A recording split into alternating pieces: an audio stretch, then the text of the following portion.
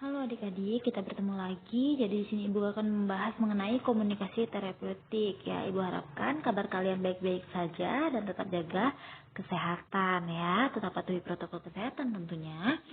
Kemarin Ibu sudah membahas mengenai komunikasi terapeutik ini di WA ya. Jadi untuk lebih memperjelas, mungkin kalian ada yang belum paham, kita bahas di sini ya. Oke, selanjutnya. Jadi komunikasi terapeutik itu merupakan komunikasi yang direncanakan ya oleh perawat kepada pasiennya. Jadi tujuannya itu adalah bertujuan untuk kesembuhan pasien. Jadi seperti perkenalkan, nama saya perawat Asri. Di sini saya akan melakukan tindakan asuhan keperawatan, misalnya memandikan pasien gitu ya. Ingat kontrak waktunya yang mungkin udah kalian diajarkan oleh Bu Aryani ya di kelas 10 yang kemarin praktik ya mengenai pengukuran tanda-tanda vital. Ya, jadi komunikasi dengan pasiennya itu sangat penting adik-adik. Jadi itu tujuannya untuk kesembuhan pasiennya ya. Jadi prinsip dasar dari komunikasi itu ada yang namanya hubungan perawat dan klien yang saling menguntungkan ya, tentunya kita untung, pasiennya juga untung. Jadi untuk kesembuhan pasiennya kita juga dapat melakukan tindakan dan memberikan jasa kepada pasiennya ya, memberikan asuhan keperawatan.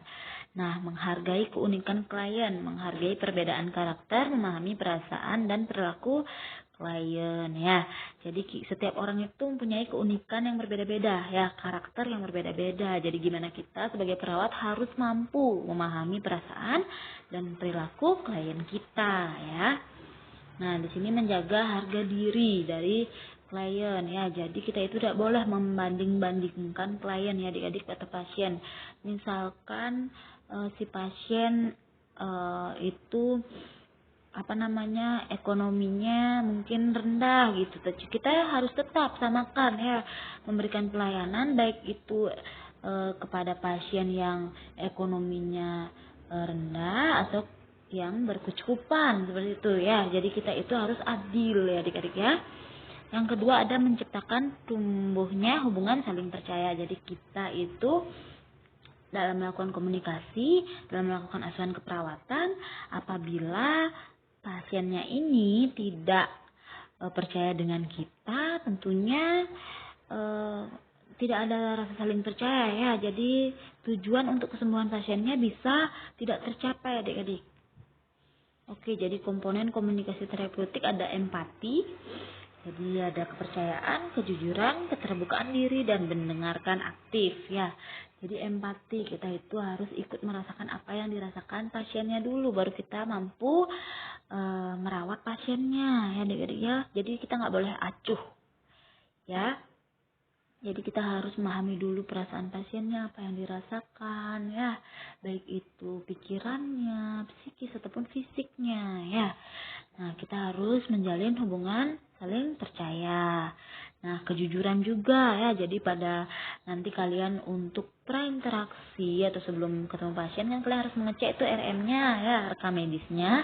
Itu yang nanti kalian dapat dari data pasien ya. Jadi pasiennya itu nggak boleh bohong-bohong ataupun kalian yang bohong juga nggak boleh ya. Jadi di sini harus saling membina rasa saling percaya dan kejujuran juga. Nah, ini keterbukaan diri. Jadi kalau misalkan data pasiennya itu harus benar ya. Jadi gimana sih caranya menumbuhkan rasa saling percaya antara pasiennya dengan kalian itu biar pasiennya mampu membuka dirinya. Jadi dia itu mau bercerita tentang keadaannya ya, tentang kondisinya. Jadi kalian itu nanti bakal lebih mudah untuk menentukan tindakan asuhan keperawatan ya, dengan pasien yang terbuka, dengan pasien dengan jujur dan memberikan kepercayaan. Tentunya data-data dari pasiennya kalian bisa ambil ya, bisa benar, jadi akurat datanya. Nah, ini ada yang mendengarkan aktif ya. Jadi kita sebagai perawat harus mendengarkan aktif agar si pasien merasa dihargai. Nih misal nih, kalau kalian ngomong-ngomong atau lagi bicara sama pasiennya sama temen nih, lagi curhat misalnya, ternyata si teman ini malah nggak memperhatikan kalian, atau malah dia mau curhat dong gitu. Terus si teman ini ya, dia nggak mendengarkan dengan aktif, misal dia lagi melakukan pekerjaan malah nggak mendengarkan kalian. Jadi di sana itu pasti kalian merasa nggak dihargain ya. Jadi ternyata aku nggak didengarkan. Jadi sebagai perawat kita harus mampu mendengarkan secara aktif.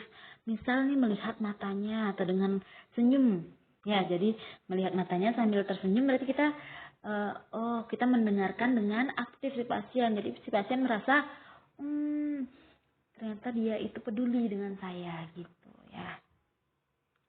Nah, jadi tindakan atau sikap yang dilakukan ketika menunjukkan kehadiran secara fisik. Jadi yang pertama ada berhadapan dengan lawan bicara, sikap tubuh terbuka, kaki dan tangan terbuka, tidak bersilang ya. Jadi kita harus berhadapan dengan lawan bicara kita ya adik-adik ya. Nah, sikap tubuhnya juga terbuka ya, jadi kaki dan tangannya nggak boleh bersilang ya. Jadi kita kayak bosan kalau bersilang ya. Yang ketiga ada menunduk atau memposisikan tubuh ke arah atau lebih dekat dengan lawan bicara. Jadi caranya itu kita jangan ngomong dari jauh sama pasien, tapi dekatkan diri dengan pasien ya. Nah, pertahankan kontak mata sejajar dan natural. Jadi lihat pasiennya yang sedang bercerita. Coba deh kalian kalau misalkan lagi curhat, terus teman kalian yang mendengarkan secara aktif, dia melihat kita. Dengan mendengarkan dengan aktif, kita akan merasa lebih dihargai di sana ya. Dan kita harus tetap bersikap tenang ya adik-adik ya. Jangan panik atau jangan banyak bertanya, tapi malah kosong, kalian nggak ngerti apa gitu ya. Namanya siapa di mana gini, tapi malah nggak tenang, malah lupa nanti jadinya, atau lupa mencatat data pasiennya dan lain-lain ya. Nah, ini kita bisa lihat nih, kalau misalkan kalian curhat sama teman, yang mana enakan dilihat atau yang mana enakan kalian rasakan gitu ya. Jadi yang sebelah kiri pasti lebih enak ya kitanya kalau bicara ya. Kalau kita yang di sebelah kanan ini kayaknya kita seperti diacuhkan, seperti itu ya. Jadi komunikasi terapeutik itu ibu harapkan kalian mampu menjalin hubungan yang baik dengan pasiennya, berkomunikasi yang baik ya. Jadi sebagai perawat, komunikasi terapeutik itu sangat penting. Nah, jadi ini teknik komunikasi terapeutik ya.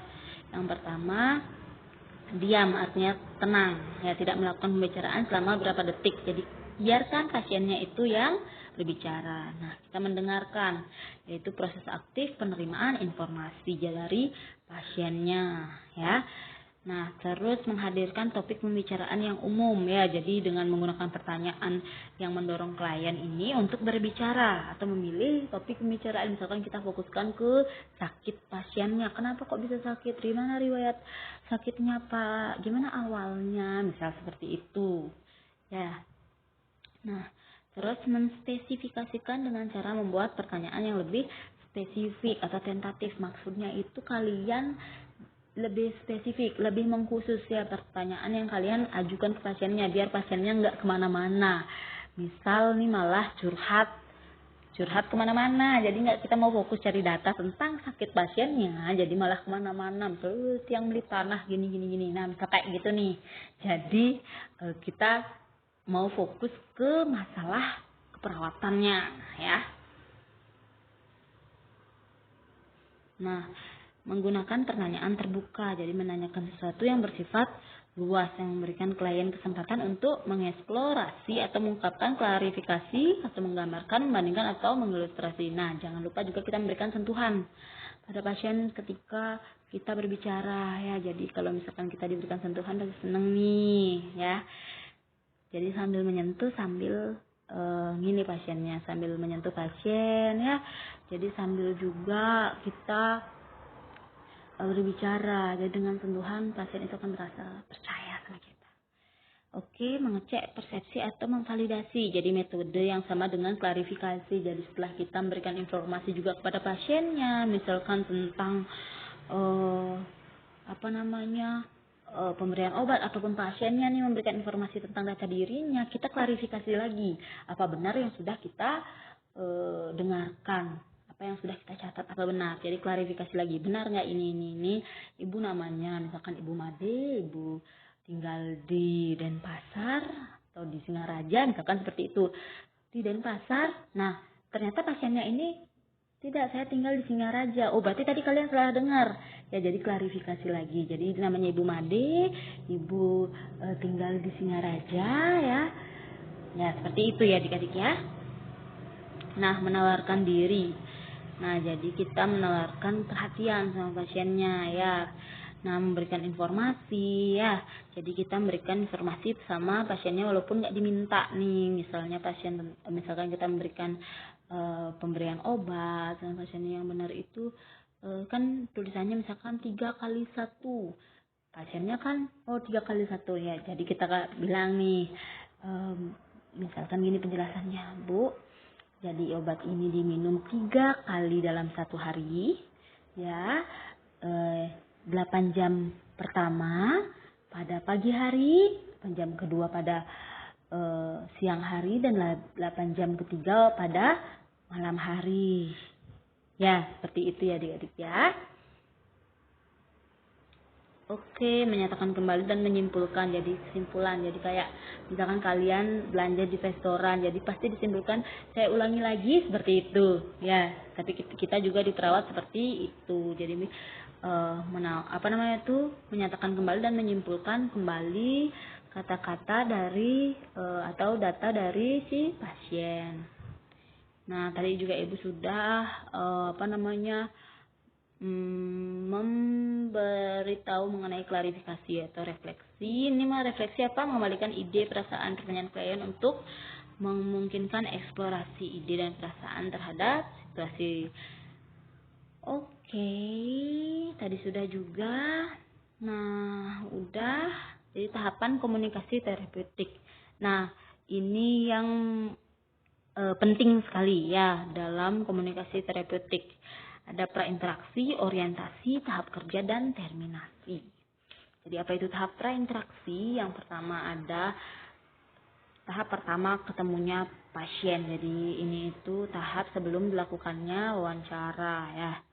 Jadi sebelum bertatap muka pertama kali sama pasiennya disebut prainteraksi. Nah, jadi pada tugas perawat pada fase ini bisa dilihat juga ya yang sudah Ibu kasih tahu tadi, melihat informasi dasar tentang klien. Fungsinya itu untuk melihat hambatan atau kendala komunikasi yang mungkin terjadi ya.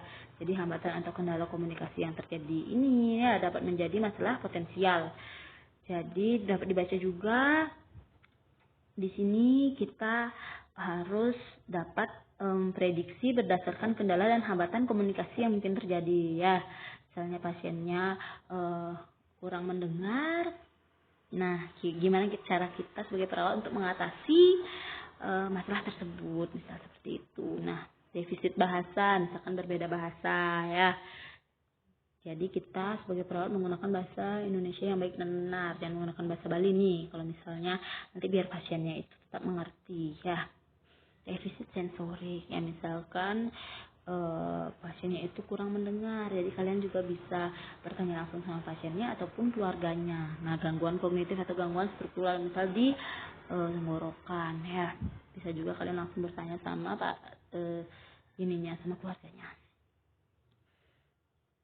Nah, ini bisa dilihat. Kita lanjut ke tahap orientasi. Jadi tahap orientasi ini tahap pertama kali ketemu sama pasiennya ya. Jadi bentuk perilaku yang dapat menghambat keterlibatan kerjasama atau perubahan. Ini namanya perilaku sensitif. Oke, jadi tugasnya dapat di sini baik klien ataupun perawat dapat mengidentifikasi satu sama lain. Ya, di sini juga lihat karena pada awalnya klien mungkin tidak melihat masalah dengan jelas, tugas utama perawat adalah mengklarifikasi masalah tersebut. Ya, membuat dan memformulasikan kontrak. Ya, jadi jangan lupa di sini kita memberikan kontrak sama pasiennya. Misalnya saya membutuhkan waktu, saya akan melakukan tindakan pengukuran tanda-tanda vital yang meliputi pengukuran tekanan darah, suhu, dan juga pernafasan ibu ya. Saya membutuhkan waktu 5-15 menit. Bagaimana Ibu? Apakah Ibu bersedia? Seperti itu ya. Nah, ini hasil yang diharapkan pada fase orientasi. Jadi menumbuhkan rasa saling percaya, tentunya merasa nyaman berbicara dan memahami hubungan tujuan kita. Nah, ini tahap kerja adalah tahap paling terpanjang ya. Nah, jadi tahap kerja merupakan tahap inti dari keseluruhan proses komunikasi terapeutik. Ya, dari tujuan dari tahap ini adalah perawat dan klien ini sama-sama bekerja sama untuk mengatasi masalah yang dihadapi. Ya, jadi ini merupakan intinya ya. Nah, ini tahap terminasi, jadi tahap terakhir. Jadi tahap terakhir ini merupakan di mana klien ada yang menghindar, ada yang tidak pada tahap ini ya. Jadi dari rencana awal sampai akhir apakah ada yang ada kendala atau gimana ya? Jangan mengakhiri relasi secara tiba-tiba. Ya, adik-adiknya relasi itu hubungan. Tugas perawat pada tahap ini yaitu mengevaluasi pencapaian tujuan, apakah tujuan kalian sudah tercapai, apakah tindakan yang kalian lakukan itu tercapai atau tidak ya.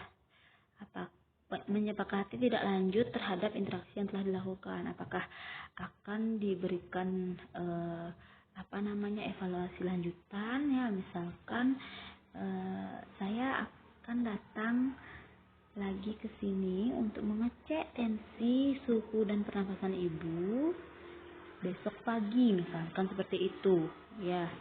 Jadi kita evaluasi lagi, jadi kita tetap observasi TTV pasiennya. Nah, di sini ada terminasi sementara, jadi akhir dari pertemuan perawat dan klien. Ini terminasi akhir yaitu terjadi ketika perawat telah menyelesaikan proses keperawatannya ya, melakukan evaluasi objektif, subjektif ya. Oke, itu saja dari Ibu. Terima kasih banyak karena kalian sudah menyimak video ini. Ya, selamat beraktivitas. Semoga kita semua selalu dalam lindungan Tuhan. Terima kasih.